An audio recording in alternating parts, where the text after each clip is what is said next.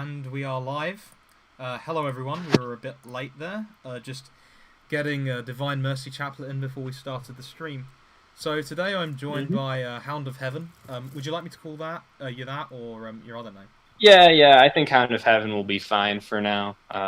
First public appearance, I think we'll keep it like that. Yeah, and yeah, I was talking to Hound, of course, and we came across a fella called Joe Schmid, who's this atheist. I suppose you call him atheist? He's an agnostic. He Agnostic. takes umbrage to people that call him an atheist, so I would agnostic. Yeah, okay. Yeah, so an agnostic YouTuber who has a few philosophical arguments, actually published in papers against the existence of God on the basis of a number of things. The two most notable ones that we'll be discussing today will be existential inertia and quantify shifts. Right? Yeah. Yep. So I've kind of structured it out so we deal with the more simple oppositions, at least from a Catholic and I'd say frankly Christian perspective, to this first of all from Scripture and from tradition, and then we go on to the philosophical problems, which of course you, Isaac, are far more read in. Your metaphysics really is your passion, isn't it? You're really bad at just saying Hound of Heaven, aren't you? Well, now you know. Just brain straight off. Sorry. It's been a long day. I've been reading a lot today. Yeah. It's cool. Yeah, I lizard brained there. Mea culpa. Yeah. So you're really into metaphysics. Yeah, that's my primary interest. Yeah. Yeah. Don't ever give me a name that you don't want me to use. Yeah. Anyway. Yeah, sorry, Schmid just posted in the chat, existential inertia is not an argument against God's existence. It's intended to be an undercutting defeater for some arguments for sustaining causation. That's true, but it's also used as an undercutting. I think the correct term is undercutting defeater for many of the Thomistic arguments for God's existence. So even if it's not by itself an argument against God's existence, it's still an objection used for some arguments for the existence of God, which is what's important here. Because we're not going, at least I'm personally not going to be defending anything like the Kalam argument or something like that. So I'm going to want to deny existential inertia. So yeah, that's just what I want to say about that.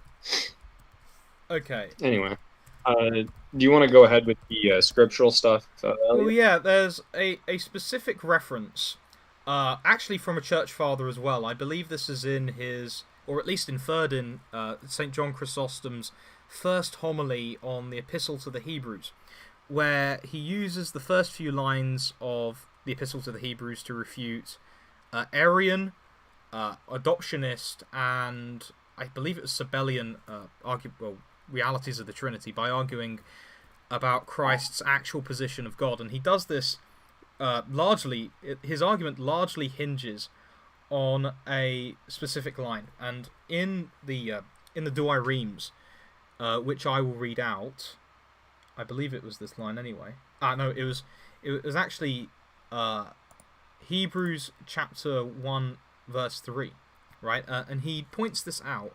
The specific clause in this verse must mean that Christ is God, right?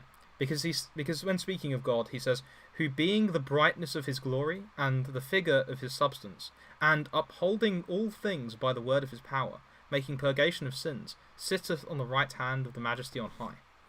Now, in Chrysostom's homilies, and he also does this in the second homily, he uses the specific clause, "and upholding all things by the word of his power," specifically the upholding part, to make it very clear that Christ is God, because of course Christ would have to pre-exist all of creation in order for this to work. In fact, if I remember correctly, the specific term in in Greek even, is aionas, which is the times or the ages. So we have Christ here upholding all of being. Now, I don't think that this works with existential inertia, because to uphold implies that there is a constant presence holding up the being of the particular thing, and therefore things don't just self-exist from moment to moment. There must be a expiration. But besides this specific thing that I've noticed myself, Hound actually pointed out that I think is it Francisco Suarez, or was he the one who worked on the curriculum for the Jesuits? Francisco Suarez is the one that I have all the other references from. Yeah. Who compiled them. Yeah, he's got Francisco Suarez in the 16th and would it be early 17th century? I know he was definitely working in the late 16th. I can't remember if he went through to the 17th. Let me check. Well, either way, he compiled a huge number of patristic references that point to existential expiration. For those who don't know, existential inertia, simply put, is that things, given nothing changing, will continue to exist in the next moment. If nothing touches it at all, right? Like no forces act, things will just continue to exist. Yeah, a more exact representation would be things tend to stay in existence given that they were brought into existence, and that no cause sufficiently destroys their existence. There's no cause sufficient to explain why they stopped existing, like if you got your head chopped off or something. Whereas the Christian position, I would argue, holds to existential expiration, which I think you could give a pretty good explanation of, Isaac. Mm-hmm. Yeah, the other way that it's usually titled is the doctrine of divine conservation. But yeah, that's just the other name for it. You want me to go? Where basically God sustains the entire universe at every given moment, and without without that, then goes. Yeah. Do you want me to go through these citations from Suarez real quick? Yeah, and if you could pass them to me so I can stick them in the live chat, I think that would be particularly useful. Well, I mean, I've got it. I've got the. I don't have them Yeah, I gave you the Amazon link, and I gave you photos so that you can type out the citations if you want them. Okay. But for now, I'll just read them off here. He has a few from Augustine, Gregory Nazianzen, Damascene, Gregory the Great, and Anselm were all Anselm isn't exactly that wouldn't exactly be patristics, but these would all be great. All of these except for Anselm would be patristic sources for the belief in conservation. One from let's see here.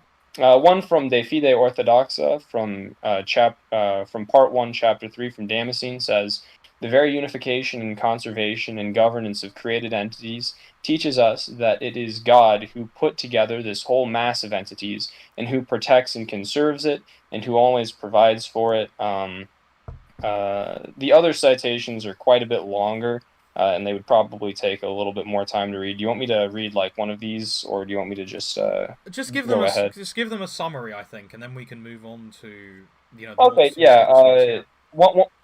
One of them from Augustine is when he's talking about Genesis chapter 2, and it says, "And on the seventh day God rested from all work he had accomplished." Augustine actually says explicitly that this passage just means that God doesn't keep creating things ex nihilo, but it does not mean that he stops conserving the things that he already made. And then this is a direct quote.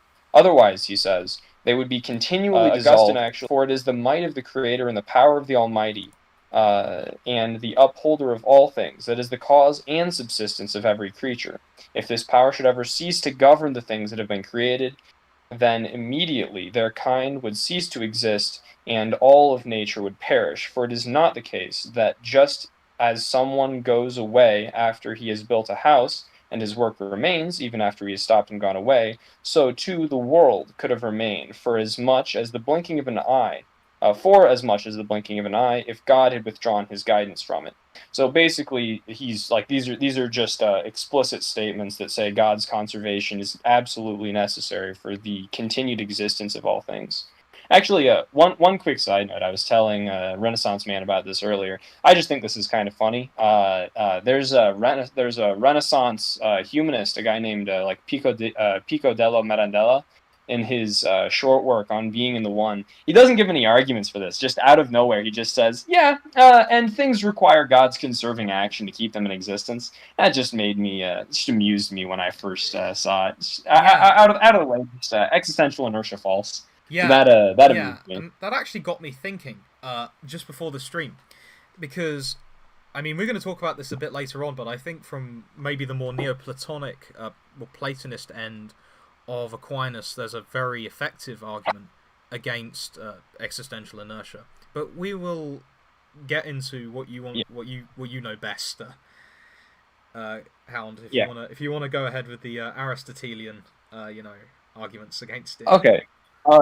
Okay, so I'm gonna lay out the general case against existential inertia from as far back as I can, and as close to first principles as I can, and I'm also going to explain what a quantifier shift is, because this is Joe's other objection that he talks about, at least in his article on the first way.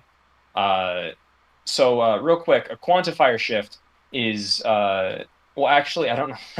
I don't know how to define it, but I can give you an obvious example of it. So a quantifier shift would be something like you have everyone that exists that has a degree in medicine got it from a medical school. And then the fallacy would be to say that everyone that has a medical degree came from the same medical school. Oh yeah, the thing that he said about the counselor on his blog post, right? Remember? Yeah. This is just an example of that. I'm just trying to explicate that. But yeah, so the problem here is that there could be a million different colleges that all of the different people who have medical degrees came from. It doesn't have to be one. So this is one of his objections to the first way, that the first way doesn't establish that there is just one first cause at the beginning of all per se chains. I would explain that, but I think that would take us a little bit too far afield, going into like per accidens and per se causal chains. I mean, most videos on YouTube that cover things like remotely to do with Aquinas will talk about this, so I think we'll take a pass on that, at least for the moment.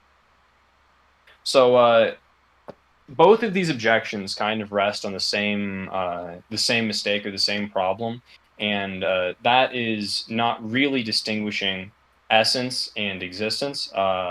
Once you have the essence-existence distinction, you no longer have quantifier shifts, and at least in these arguments, and you no longer have existential inertia as a possible explanation of why things continue to exist.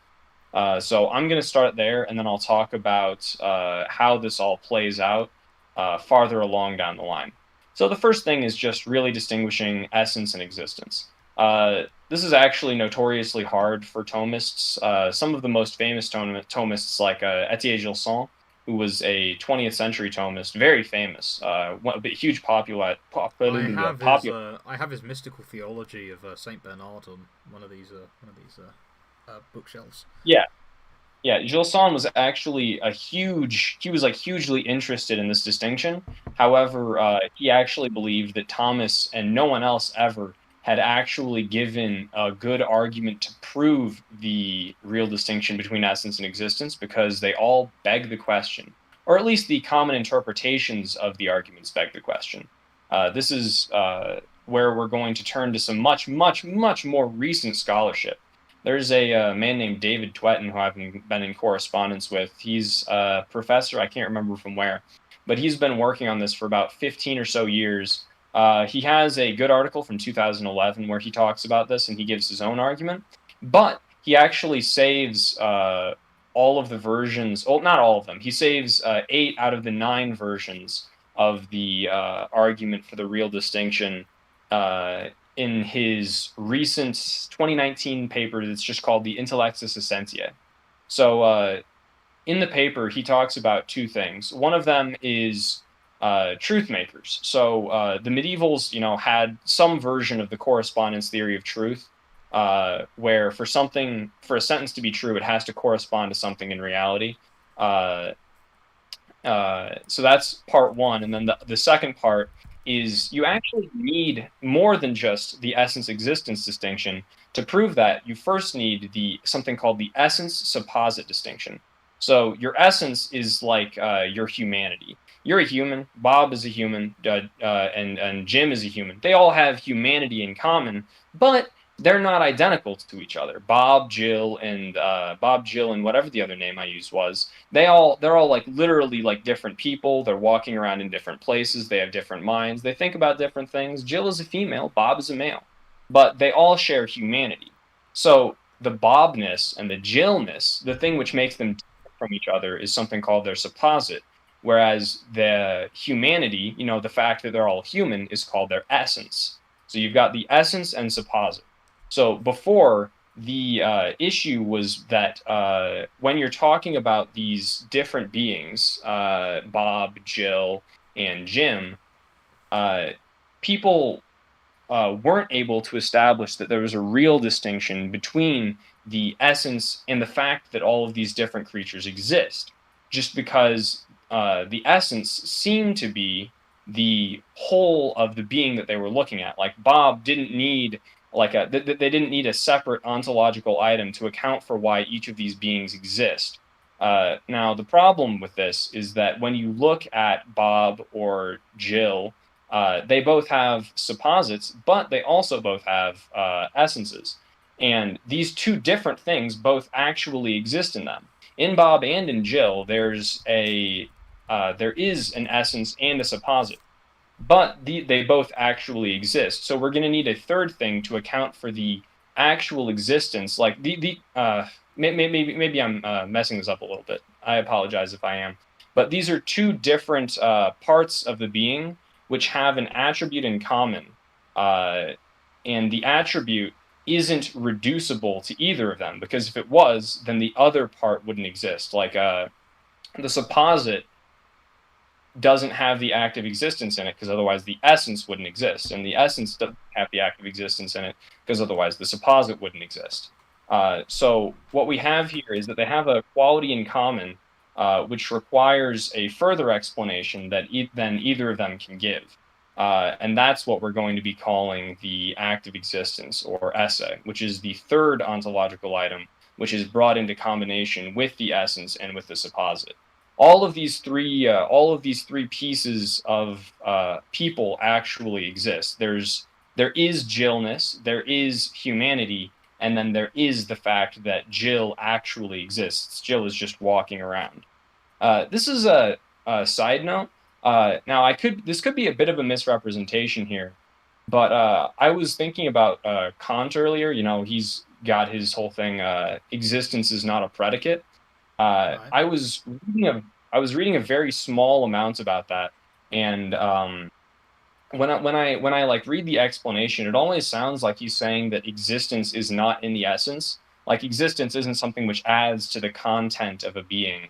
And it's like, yeah, I actually agree. Existence is something separate from like a part of his essence. Yeah, I don't know like, if that for means. example, when we talk of water or something like that, we can discuss the properties on a piece of paper, but like adding being to that isn't an additional property, is it? Mm-hmm. Yeah, and like that's just like like an interesting side note. Is I think Kant's Kant's thought there Is is that like Quine actually and that. Kant mixed together? Yeah, it's I was looking at Joe Schmid's thing in the chat where he says quantifier shift, quant. But yeah, I lost my train of thought. Oh yeah, but his complaint is that it's actually not part of the essence or the supposit. And it's like, yeah, you're right. The existence isn't part of the essence or the supposit. Existence is something separate from the essence. Now, again, that could be a misrepresentation because I haven't read much Kant, but that's what it sounds like whenever I hear people talk about it. Okay, so now that we've established, at least for the moment, there are more arguments that you could go into, and there's more complicated stuff on this. But we're going. You know what? I'll give one more quick argument for the real distinction between essence and existence. Just to, I don't know. Icing on the cake. I just feel like I should. This will be real quick. Bob and Jill both have humanity. That's their essence. Bob and Jill are both different. That's their supposit. So what we're doing here is we're explaining how they're the same and how they're different. However, beings that have different essences also have existence. Like a tree and Bob both actually exist, which isn't part of their essence. So in the same way that we're arguing for an essence-supposit distinction, where Jill and Bob are both human, but they're not the same human, there's also beings that have different essences, but they also actually are. You know, Bob and the tree both have existence, whatever existence is. So that's another just quick off the top of my head argument that you could give for this. That's something that Norris Clark runs, Father Norris Clark runs in his in his book, The One and the Many, which is a very good book, by the way. Would highly recommend. Yeah, Anyway, that's actually one of the people at my university parish went from atheist to Catholic because he just got that book. Right? Yeah, that book is I don't know. Clark is a big brain. What can I say? Very nice, very intelligent. Anyway, that's for another time. Yeah. Okay, so at least for the moment, we'll take essence and existence to be really distinct here, regardless of what you may have thought of the arguments given for that. So essence and existence are really distinct. Now, existence is literally just that. It's existence. There's nothing, like Kant would say, there's nothing determinate about it. Existence, taken by itself, is something that is either like undifferentiated and pure, or it has something else which is like attached to it, which is going to limit it in some way.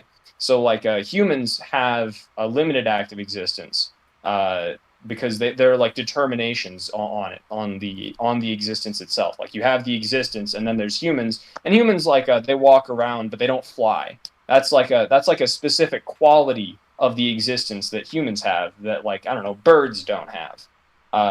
So when we're the existence, this like ontological item that's like existence itself is going to be it's going to be like a separate. Oh boy, I'm losing my mind a little bit here. Give me a second. I haven't talked about that much very recently, or at least not run through it one at a time. Okay. So, if there are determinations on the existence, that's what we're going to be calling the essence. The essence is going to be the set of determinations sitting on top of the existence. So the existence is there, but the existence by itself doesn't have any determinations. It doesn't have any qualities except for allowing the essence to be. And then the essence is the set of limitations that the existence has. So the existence is like the existence is like literally just existence, and then essence is all of the qualities that active existence is going to have. Now, this is going to be a real composition, not just a formal distinction, the way that like Suarez or a Scotus would cash this out. They're going to be really distinct here, because of the arguments given earlier for the real distinction. Now, the existence is going to want an explanation, because the essence itself, the existence doesn't have any determinate properties by itself, right? The existence doesn't self-exist. It just it is an existence, but it doesn't have any properties other than that. And that includes existing at this moment or that moment, continuing to exist, existing in continuity with itself. These are all qualities which are determinate, which are going to come from its essence. So we're going to need an explanation of the existence and why it's there and why it keeps existing.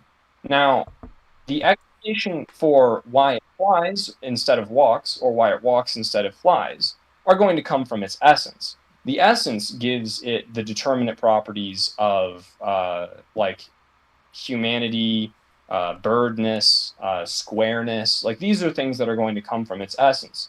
However, all of these attributes are dependent on the active existence. And the active existence doesn't have any determinate properties itself, and it's going to need a determinate property to continue in existence. So we're going to need a third, like a third thing, which is neither the essence or the existence, to explain why the existence stays in being. Because the existence can't depend on its essence, that would be circular. The essence depends on the existence depends on the essence. So it can't be that it's receiving its conservation from its essence. It's going to require its conservation from some outside source, which isn't either its essence or its existence. It's going to need a third being who has existence of its essence. So that's where you would get to God, which is, you know, a being that has an essence identical to its existence, and thus its conservation, all of its properties are identical to its self-existence, which is something that other beings can't have, because other beings have an essence distinct from their existence, but this being has an essence identical to its existence. So its determinate properties are going to be identical with existing itself. So that's going to be why you can't have existential inertia, at least not if you accept any of the arguments for the essence-existence real distinction. And then this, from this, it dovetails, but this also neatly answers any quantifier shift objections as well in a very simple way. Actually, this is kind of funny. I checked the Summa Contra Gentiles for arguments against the quantifier shift fallacy, which would be like arguments for the oneness of the first cause. And I think Aquinas gives like almost 20 of them in the Summa Contra Gentiles. That's just a second. The easiest one to see is just one from the transitivity of identity. So you can have multiple beings who are all... So actually, I should take a step back. So I'm just going to remind you real quick. The essence is identical to its existence of God, in God. Its existence and its essence are the same. So if you're going to have multiple gods, they're all going to be identical to their essences. But because they're all identical to their essences by the transitivity of identity, they're going to be identical to each other, because, you know, you're going to have, like, if A equals B and B equals C, then A equals C. That's that just follows pretty straightforwardly.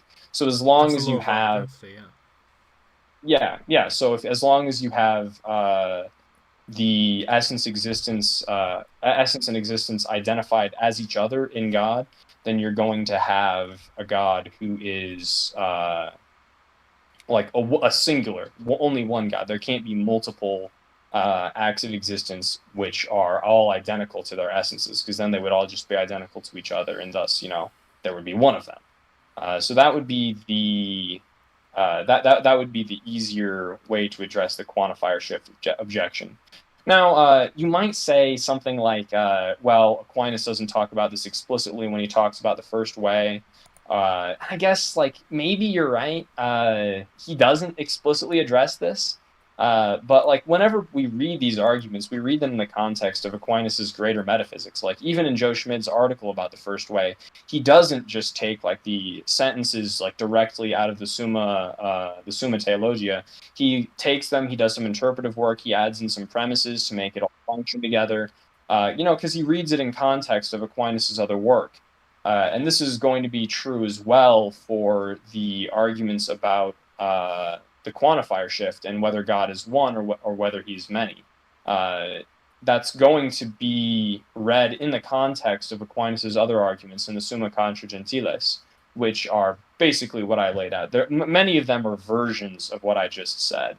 There are many other, like, there are a lot of other versions of what I just said, but, like, that's the general gist of what I was talking about.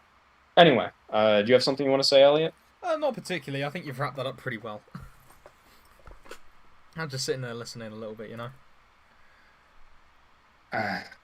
Okay. Do you want to talk about your Neoplatonic thing? I'm still not certain about this because I haven't thought about it very much. But go ahead. It popped into my head, and while I was, like, you know, running the stream and letting you talk, I was thinking about it, right? And I mean, we'll see, right? This is me, like, this was literally you just mentioning Pico di Mirandola.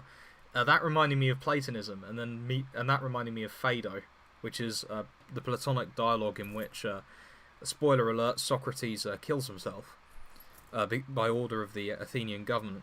So, to elaborate on this, to completely change, I suppose, the mode of the framework with which we're talking, we will be discussing something that comes from that dialogue and is also manifest in Aquinas' Fourth Way. So, in Phaedo, Plato talks about general and concrete things. Oh, no, rather, principal and concrete things. So, things that exist absolutely in the world of forms as principle. He says that the soul is one of these things, beauty is another one. And then things that are concrete. So, for example, the human body, right? Now, he believes that the human body can reincarnate because in general things, in concrete things, things emerge from their opposites. I'm not sure I agree with that myself, but that's what he says. But he says that the things that are principle are eternal. Like, if you were to take this from maybe an Aristotelian point of view, you could say, well, the absolute things are simple, so they can't suffer from corruption, right? So that would mean they would be eternal. That's basically one of the reasons why Plato says that the soul is eternal, right? So let's explain what participation actually is before we get into this argument that basically just popped into my head, right? So participation, the participation in absolute things is necessary to get an objective measure on anything, because otherwise you get relative measurements. So the example that Plato gives in Phaedro is you have height, for example. So you have 3 people, A, B, and C, and A is taller than B, but is smaller than C, right? Now, the problem is that the A can't be simultaneously be big and small. It's relative, right? But if we're going to judge these things objectively, you have a sort of absolute being, right? You have absolute things to judge by. So the example that Plato uses is beauty. Now, if I remember correctly, there was a lot of division in the Platonic schools, at least before Christ, as to the nature of these absolute things. So some of them just held them to be, completely self-existent. Plotinus very famously put them in the mind of the One. And many of the early Christian philosophers adopted that, right? So we can talk about this participation when it comes to anything that would be considered absolute. So beauty, as I've said. So this is what I've essentially come up with very quickly, just off the cusp. I don't know if it actually works. It's just popped into my brain.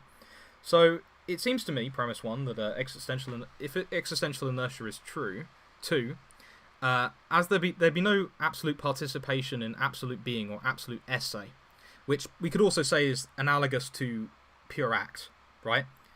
So this would make the being of a particular thing a Cambridge property, which is relatively speaking. So A is taller than B, relatively speaking, but A is smaller than the C, right? There's relative judgment of all things. So if being is a Cambridge property, that makes being relative based on this second premise. However, this would mean that pure esse can't be pure esse, because that would make being relative, and so it would cease to be pure being, and therefore existential inertia is false, because we have to have being the same across all things, right? Because there's no such thing as variation in being. There's no relativism in being. You either are or not. And that's just basically what popped into my head. Just wrote it down in a notepad file. It's not particularly formulated out. It just popped into my head, just to see how things were. So what are your thoughts on that, Hound? I don't know. I would have to spend a little bit more time looking at it. I don't like. I don't know. I'm not smart enough to hear things and then immediately understand them, or the whole thing. So I would have to. You did say that you had a problem. You did that. You would say. Well, you did say that based on the second premise, as there's no participation in absolute being, then the being would be relative. Yeah. Right. You had a problem. I think that there might be a way out of this, just by arguing about participation and the structure of participation. If there's no, as it is, let's see, premise 2 is, as there is no participation in pure esse, then the being of a particular thing is a Cambridge property. Yeah, I don't know if most people are going to accept that participation is necessary. Like participation in pure essay is necessary to have things that actually exist. Just like the same way that you wouldn't say that like participation in like, or maybe you would, I don't know how Platonist you are, but like participation in redness is necessary for red things to exist. Well, I wouldn't say that because that would be an accident of a concrete thing, so it wouldn't be applicable. Yeah. Well, I guess that depends on how you. Again, this is going to depend on how you cash out like what participation Yeah. relations are. If I held to like a if And I held to like a color ultra realism wherein red is a form, yeah, you'd have a point, but I don't because I don't believe in. I don't even really. if you held to, or if you just held to realism about the property existence, if that was the only thing, like even if that was the only thing that you thought was Well, yeah. What an I would add, actual universal, what I would add as then well though, like in order to be judged relative to an absolute thing, the absolute thing has to exist, mhm. right? Yeah. So there So would still be yeah. pure act, or pure or absolute essay, maybe more accurately.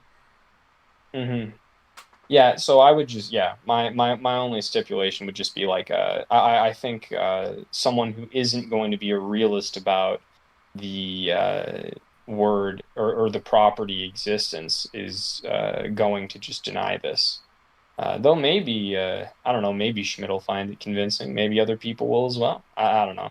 That's just I would accept it. I just don't think it's something that is going to be like rationally compelling to most people. You have to accept a lot of stuff before you Well, I accept mean, yeah, this. I'm presupposing, the existence of forms and simple things, right? Like that's something that a lot of Yeah. naturalists wouldn't accept. But this is, like I said, this was just something that popped into my head because you randomly mentioned Pico di Mirandola, so I thought I'd add it on the end just to Yeah. sort of like It's like see the shifts in it.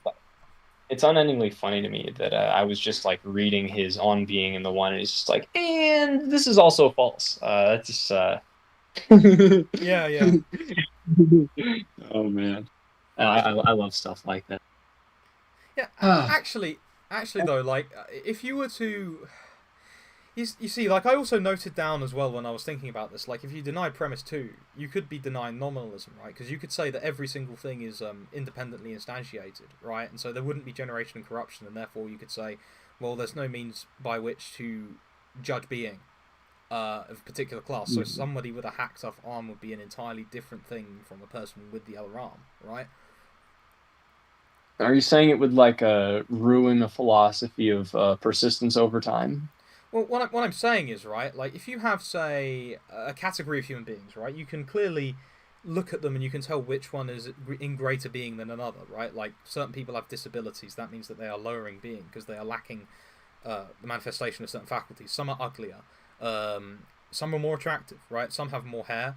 Some have better use of their faculties, right? If we were to establish, concrete categories, right, you could tell that there would be variation in the level of being of things within that category.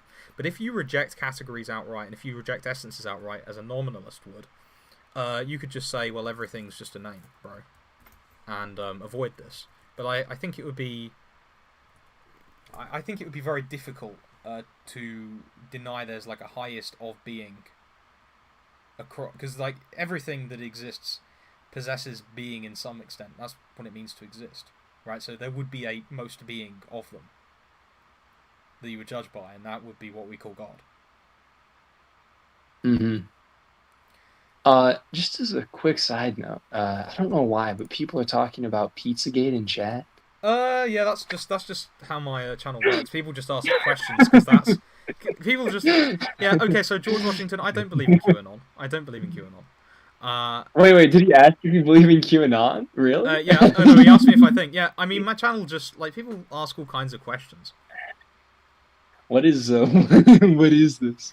Yeah, Yeah, QAnon is fake. yeah, like QWERTY. Basically, if you were to deny all essences and categories, like if you were to deny participation in the category of being, right, and then being able to judge a highest being of those things, then you would be in very deep trouble because then you wouldn't be able to diagnose a disability. You wouldn't be able to call Yeah, anybody gifted because like relative to what each person is completely unique. You wouldn't even be Yeah. able to. Also, You wouldn't even be able to talk about compound things, would you? Because like human beings are well, I composed. think I think QWERTY's. Wait, what about the? Oh, come on! I don't want to talk about Pizzagate, George Washington. Be quiet. Uh, no. Real quick. I think QWERTY's. Uh, I don't know. I think he's just going to say that like moderate realism is like you're just describing moderate realism when you talk about the way to deny your argument. But I actually think that moderate realism doesn't escape existence being a universal, which all things share in a more Platonic sense, just because existence is something shared. Hmm. Oh my gosh, Matthew, I'm gonna. Sorry. This Pizzagate thing is really throwing me off. No, he's talking about QAnon. Q is either real and true, a LARP, Uh, real but a psyop to prevent violence. In fact, I don't know how it would be a psyop to prevent violence. he was a LARP to prevent violence. Don't they like? Doesn't he talk about like the day of the? You know, I probably shouldn't talk about the day of the rope on. No, don't. Wait a sec. No, cut it out. Oh no. No. Q is. I'm trying not to like be too mean, but Q is dumb. Ignore Q. Look, Matthew, like all kinds of strange things are going on. Like countries are getting blackouts like across the whole. Like I think Iran got a lot of it. Like this is. Vatican City did. You know what? And I Pakistan this is going to be the best part. Schmid said that he would respond to our stream. I can't wait for his response to this part of the stream. QAnon and Pizzagate. What is Joe Schmid's opinion? They self-exist. That's his opinion. Yeah, they're self-existent. Pizzagate is self-existent. I want, assuming that it's real or something. I'm chewing down on the being when I eat the pizza. Yeah, I'm trying not to. I'm trying not to like make some sort of like awful jokes about this. We should probably wrap this up. Yeah, I mean we've been going for nearly an hour, and yeah, I don't. Yeah. Yeah. This went way off the rails. Look, Real quick, yeah. Yeah, this channel isn't this channel isn't reason and theology or intellectual conservatism, not by any stretch. I mostly give out like personal advice and occasionally talk about politics here, right? So don't be surprised. Real quick. Yeah? Real quick, in a few minutes, I'm going to have Elliot post the Academia.edu articles for David Twetten, if anyone's interested in them. And if Joe, if you want to talk, I can send you the articles as well. But yeah, that's I think that's basically all of the stuff that we have to talk about today. Twetten, let me see. We hit Twetten, quantifier shifts, existential inertia, the scriptural argument, the patristic arguments, Pico della Mirandella for fun. Did we miss anything? Oh, Elliot, can I get the image put up on screen? Can I get no? I mean, no, I don't really want to. Okay. I'll show that to Joe in a private chat if we ever talk. Then Yeah. Okay, so you wanted to give me the Academia.edu stuff. So I've already stuck the Suarez contra existential inertia in the. I'll just give you the links to David Twetten's Academia.edu because I think his stuff is pretty important. Yeah. He hasn't. He's only released 2 of the arguments from Aquinas in their modified forms. I think he said when I talked to him, he said he has a grad student of his who he's gonna like make do the other 6 just for fun. No. No. Think about it. Could you redefine existential inertia to me, just quickly? Because I want to check. Existential inertia is the thesis. It would again. This is going to be rough, but it's something like, as long as after something has been granted existence, it will continue to exist, given that there is no destructive cause on it. So, like after I'm created, as long as no one cuts off my head or I don't die of old age or something like that, then I'll continue to exist without the conservation of any non-Hound of Heaven thing. Yeah, I mean, would you consider ceasing to participate in being to be a destructive cause? Yeah. Yeah, so that's generally just that's the general Right, yeah, characterization of it. And because the only I way I think it's could... mostly accurate. I'm probably gonna get like laughed at for like slightly misdefining something or not putting like all the propositions in the right order. Yeah, anyway, did you want to give me those academia.edu things Yeah, in this I'll chat, and send the I'll I'll stick it send in there. it in a second. Yeah. Man, actually, I think he only put two of them on academia.edu. I think the other one might be under. Oh no, there's a public copy of it available. I'll send that as well. Okay, so that one. Uh, Wait a sorry, minute, like, but the definition you've just given me, we should have had all of this. if God were to We should have had retract all. his, wait, but based on your definition of destructive cause, wouldn't that mean that... Wouldn't that make existential inertia the same as existential exploration, because God could just withdraw being and then dead? Yeah, but no, it wouldn't, because we would just say that or Schmid would want to say that he doesn't, like, God isn't able to just withdraw his act of existence, because otherwise there wouldn't be any difference between our positions. He's going to say that God's act of existence isn't necessary So it would be for denying God's omnipotence, essentially. No, well, I mean, if you include that in omnipotence, then yes. But I think the point of the argument is that even like a neo-theists or neoclassical theists, or however they want to like label themselves, they don't like theistic personalists. That makes them mad.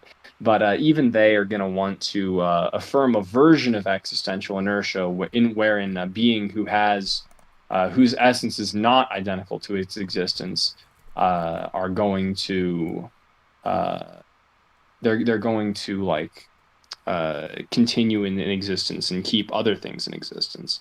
So even like a neoclassical theist is going to have a version of existential inertia, just not you know, just not the same kind that Schmid would want to hold to. Okay. Which paper makes sense? I posted those two papers, so do you want to bring it to a close? Okay, yeah. There's a third one that I have, but it's not publicly available yet, so that'll have to do for now. I've added them to the Yeah, put them in the show notes along with yeah, I've put them in the show Amazon. notes. Yeah, so those who Okay, wanna cool. find them, they can refresh the page and they can check the description. Yeah. Anyway, thanks everyone for watching, and we will see you later. Goodbye. Yeah.